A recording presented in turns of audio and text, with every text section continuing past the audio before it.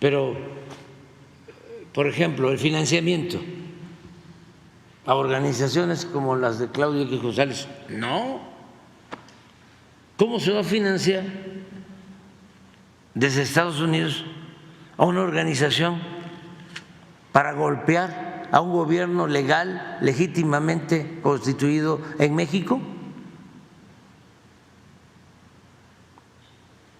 Un día vamos a hacer aquí el ejercicio de lo que no debemos de permitir. Aquí en el pizarrón. Miren esto. ¿Por qué no pones la carta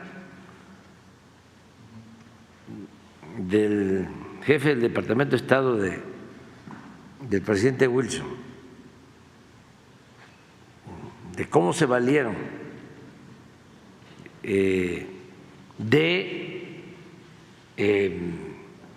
presidentes y funcionarios que se formaron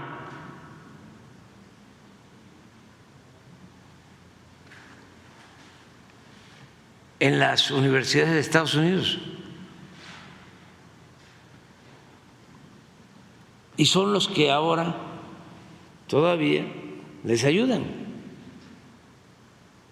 son los que tienen relaciones con estos grupos. Pero esa carta es profética. A ver si la encuentras. Todo esto para los jóvenes, porque ya hablábamos que nos invaden en el 47, nos invaden en 1914.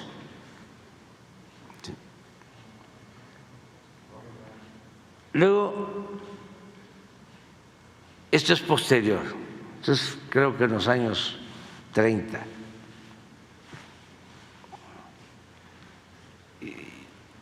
Y fíjense el cambio de la doctrina Monroe, del presidente Monroe, que le pide al expresidente Jefferson un consejo sobre cómo resolver esto en el siglo XIX, al inicio, las relaciones de Estados Unidos con el mundo,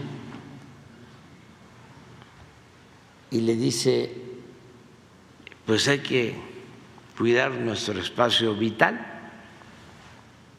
Y de ahí surge la famosa frase América para los americanos. Pero de esa frase, de la doctrina de Monroe, a esto, que ya es la época nuestra, ya no son las intervenciones, aunque siguen habiendo golpes de Estado, está demostrado porque se desclasificó información sobre el golpe de Estado en Chile, que intervinieron los del gobierno de Estados Unidos. ¿La encontraron? Pero es buenísima para los jóvenes. Es del 24, o sea, 10 años después de la invasión a Veracruz.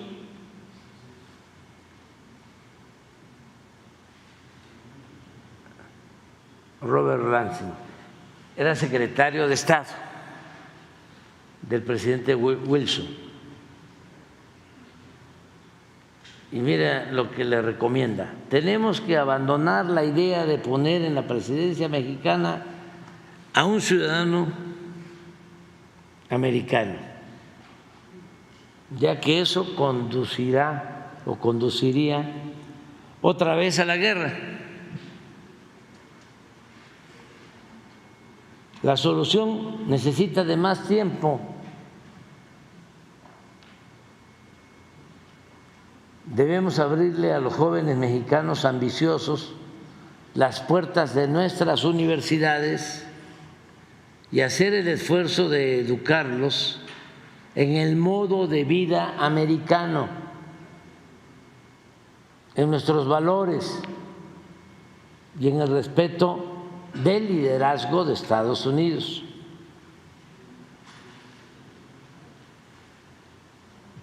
México necesita administradores competentes y con el tiempo esos jóvenes llegarán a ocupar cargos importantes y eventualmente se adueñarán de la misma presidencia de México. Y sin necesidad de que Estados Unidos gaste un centavo o dispare un tiro, harán lo que queramos.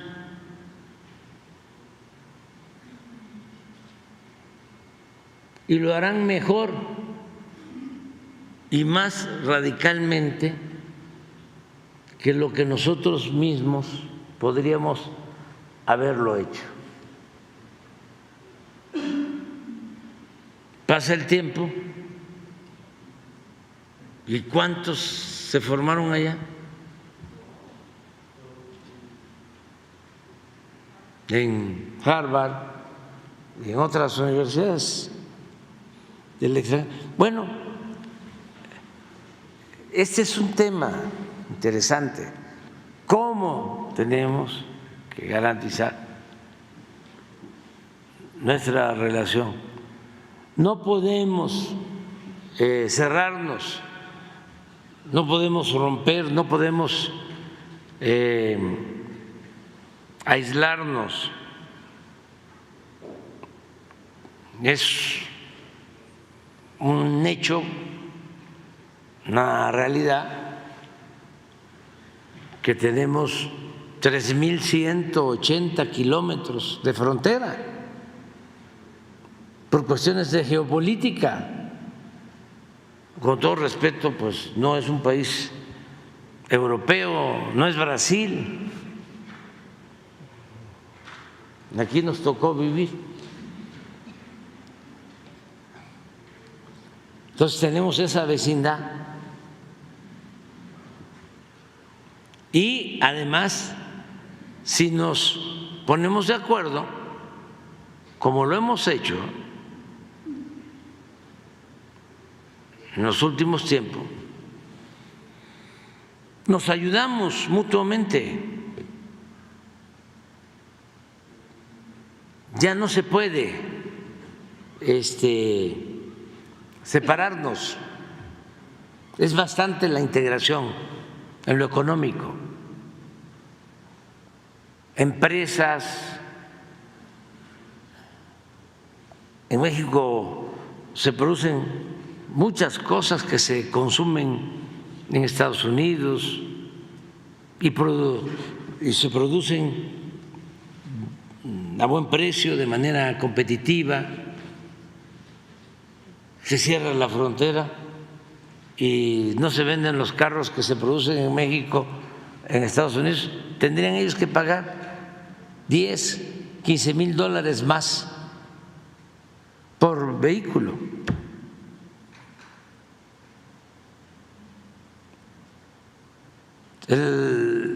Las empresas de autopartes, hay una relación en la frontera muy dinámica, activa, y a nosotros nos ayuda esa relación y no nos negamos. Parte del éxito de la política económica nuestra ha tenido que ver, entre otras cosas, con la inversión extranjera, que ha llegado a México como nunca. Las dos cosas, inversión extranjera e inversión pública. los tecnócratas neoliberales no creen en la inversión pública y nosotros sostenemos que es fundamental. Por eso la creación de empleos, por eso México es de los países con menos desempleo en el mundo. Pero esto se complementa con la inversión extranjera. Entonces, ¿cómo resolvemos mantener esta integración económica con respeto a nuestras soberanías? Es un proceso nuevo. ¿Cómo hacerlo enfrentando estos exabruptos?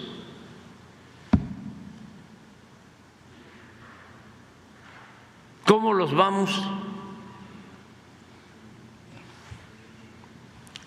convenciendo? ¿Cómo se va persuadiendo a todos ellos de que tienen que actuar con respeto, aprender a respetar?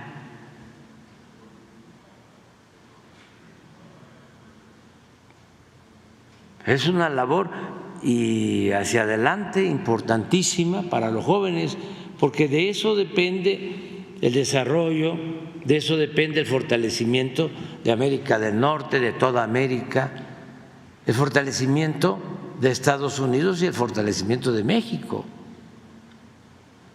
Repito, nos necesitamos, nos complementamos, solo que tienen que aprender a respetarnos.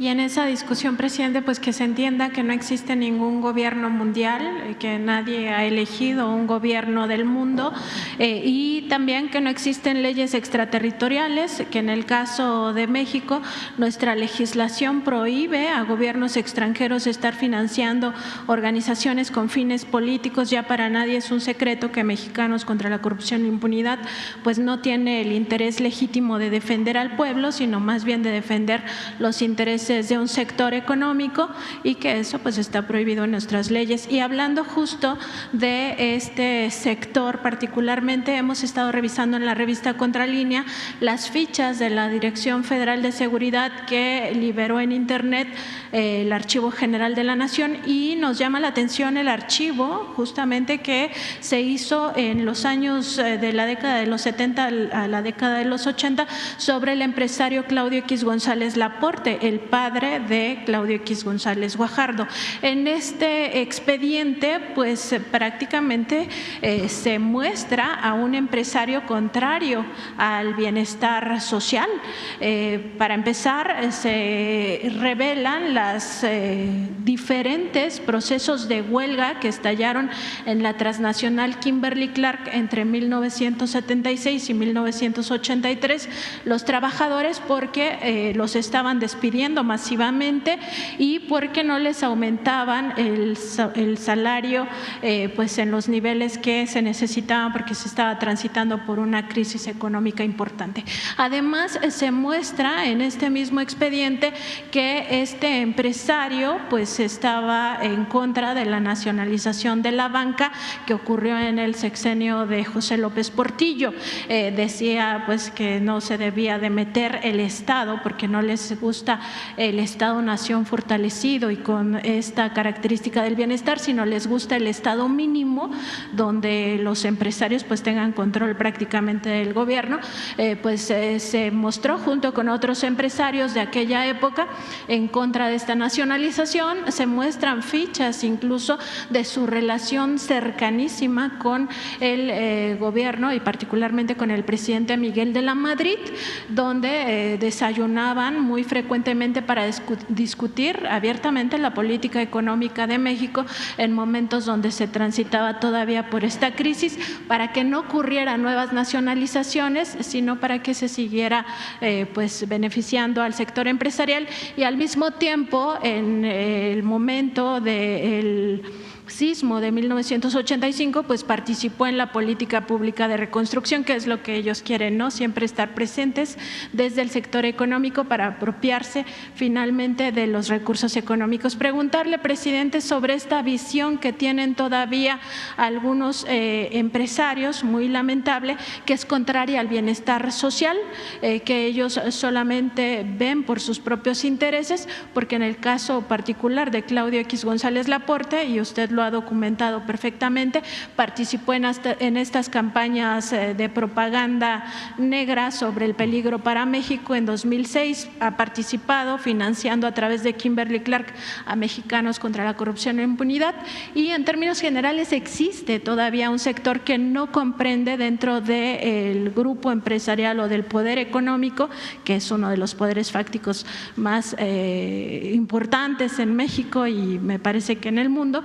que quieren seguir gobernando a partir de autoridades debilitadas y trabajan para ello. Presidente, muchas gracias.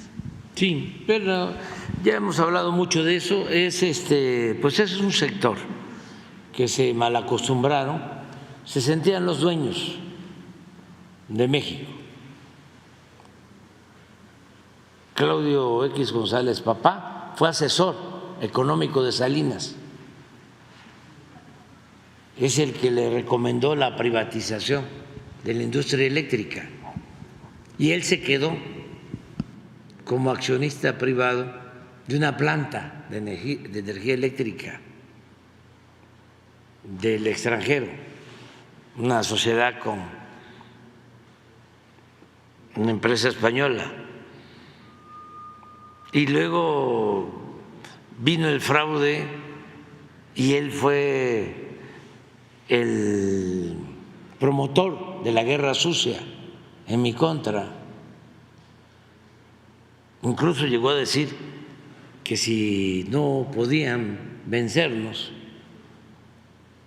por la vía electoral, no había que descartar lo que había sucedido en Chile.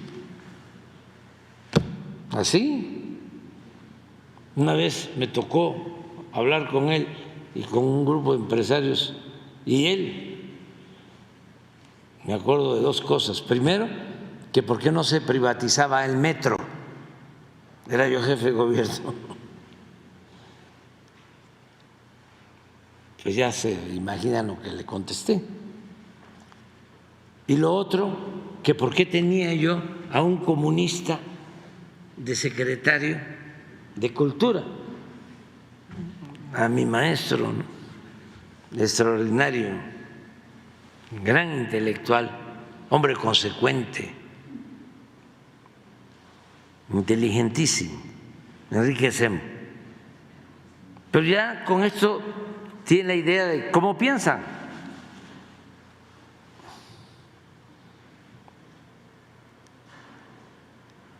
Pero aunque les parezca increíble,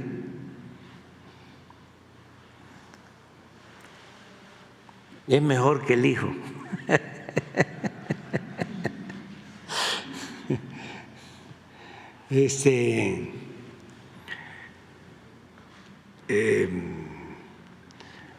Tiene más sentido del humor cuando lo veo, como nos gusta el béisbol.